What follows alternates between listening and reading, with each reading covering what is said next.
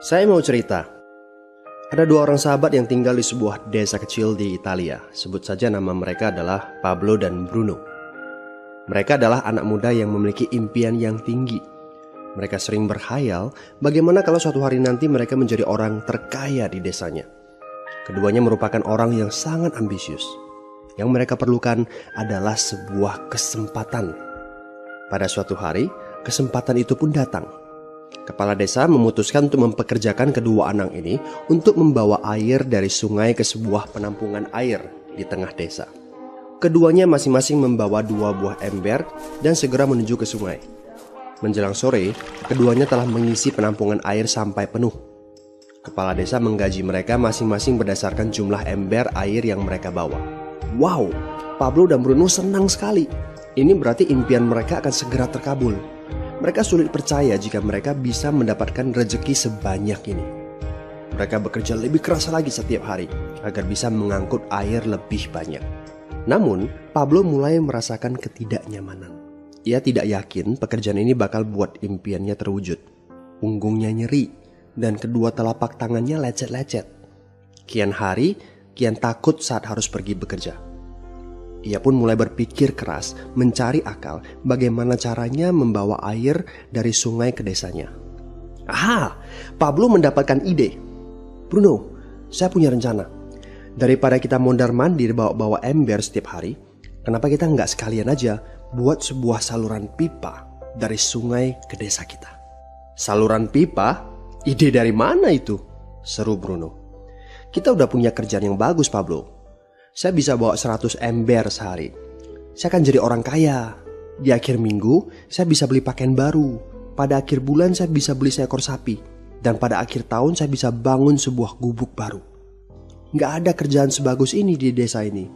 Setiap minggu kita bisa liburan. Setiap akhir tahun, kita berhak cuti selama 2 minggu dengan gaji utuh. Kita akan punya hidup yang layak. Jadi buang jauh-jauhlah pikiran untuk bangun saluran pipa. Tapi Pablo tidak putus asa.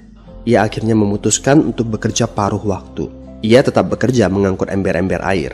Separuh waktunya, serta di akhir pekan, dia luangkan waktu untuk bangun saluran pipanya. Hal itu tidak mudah.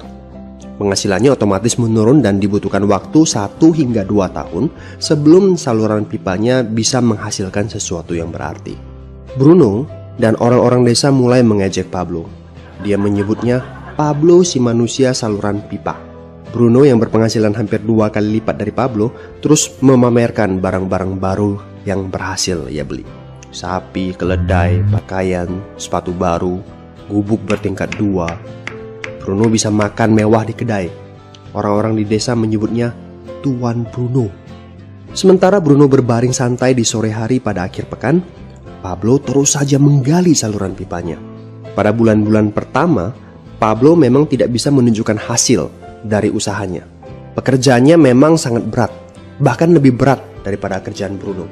Karena Pablo juga harus bekerja pada malam hari. Demikian pula di akhir minggu. Tapi Pablo selalu mengingatkan pada diri sendiri bahwa impiannya dibangun berdasarkan pada perjuangan yang dilakukan hari ini. Dari hari ke hari, dia terus menggali, inci demi inci. Sedikit demi sedikit, lama-lama jadi bukit. Dari 1 inci kemudian menjadi 1 kaki. Kemudian jadi 10 kaki. Kemudian 20 kaki, 100 kaki, dan seterusnya. Bersakit-sakit dahulu, senang-senangnya kemudian. Demikian dia terus menyemangati dirinya sendiri. Sepulang kerja, tubuhnya lelah sekali. Fokus pada hasilnya. Kata-kata itu terus ia ulangi dalam hati setiap hari saat dia pergi tidur. Sementara dari bar di desa itu terdengar gelak tawa mengiringinya ke alam mimpi. Ayo, fokus pada hasil akhir. Hari berganti bulan, saluran pipanya sudah setengah jadi. Saat beristirahat, Pablo melihat dari jauh sahabatnya Bruno yang terus saja mengangkut ember-ember. Bahu Bruno tampak semakin lama semakin membungkuk. Dia menyeringai kesakitan. Langkahnya semakin lamban akibat kerja keras setiap hari. Dia semakin jarang bersantai-santai di tempat tidur gantungnya. Dia lebih sering terlihat di bar, duduk dengan wajah letih dan murung. Saat pengunjung bar melihat Bruno, mereka saling berbisik. Hei, ini dia Bruno si manusia ember. Dia lebih suka duduk sendiri di sudut yang gelap ditemani botol-botol kosong di sekelilingnya. Akhirnya, saat bahagia Pablo pun tiba. Saluran pipanya sudah rampung. Orang-orang desa berkumpul saat air mulai mengalir dari saluran pipanya menuju ke penampungan air di desa. Sekarang, desa ini sudah bisa mendapatkan pasokan air bersih secara tetap. Pablo tidak perlu lagi membawa ember. Artinya, airnya akan terus mengalir, baik dia sedang bekerja maupun tidak. Air itu mengalir saat dia makan, saat dia tidur. Air itu mengalir di akhir minggu ketika dia asyik bermain. Semakin banyak air yang mengalir ke desa itu, semakin banyak pula uang yang mengalir ke kantong Pablo. Apa moral dari cerita ini? Pertanyaan yang paling penting untuk kita renungkan adalah, siapakah Anda? Seorang pembawa ember atau seorang pembuat saluran pipa? Apakah Anda hanya mendapatkan penghasilan jika Anda datang ke tempat kerjaan, seperti Bruno pengangkut ember? Atau Anda termasuk orang yang bekerja hanya sekali saja, kemudian Anda dibayar terus-menerus, seperti Pablo pembuat saluran pipa? Jika Anda termasuk orang kebanyakan, itu berarti Anda bekerja dengan menggunakan pola pembawa ember. Anda membarterkan waktu untuk mendapatkan uang. Maksudnya, bekerja 1 jam dibayar per jam, bekerja 1 bulan dibayar per bulan, bekerja setahun dibayar per tahun. Masuk akal kan? Masalahnya, dengan sistem pembawa ember, masuknya uang akan berhenti saat kita berhenti bawa ember. Artinya pendapatan kita hanya sementara alias tidak langgeng. Kalau di suatu pagi Bruno bangun dan punggungnya terasa sakit, sehingga dia tidak bisa bangkit dari tempat tidurnya, berapa uang yang akan dia dapatkan hari itu? 0 besar. Fakta yang harus kita sadari adalah kita tidak bisa bekerja selamanya karena faktor usia dan kesehatan. Jika kita tidak sanggup membarterkan waktu kita, maka kita tidak akan mendapatkan uang. Pablo jauh hari sudah menyadari keterbatasan ini.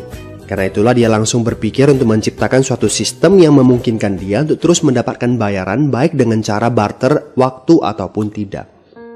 Pikirkan ini. Bagaimana dengan Anda? Anda mau apa kalau besok penghasilan Anda berhenti? Apa yang akan terjadi kalau Anda dipecat? Apa yang terjadi kalau kemudian Anda sakit atau cacat sehingga tidak bisa membawa ember lagi? Bagaimana seandainya perawatan kesehatan yang mendadak yang harus Anda jalani menghabiskan uang tabungan Anda? Apa yang terjadi bila uang tabungan Anda itu langsung menguap dalam semalam?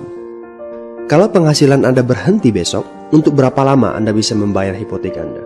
Cicilan rumah, mobil Anda, ataupun untuk biaya sekolah anak-anak Anda? 1 tahun, 6 bulan, 3 bulan, atau 3 minggu? Jelas.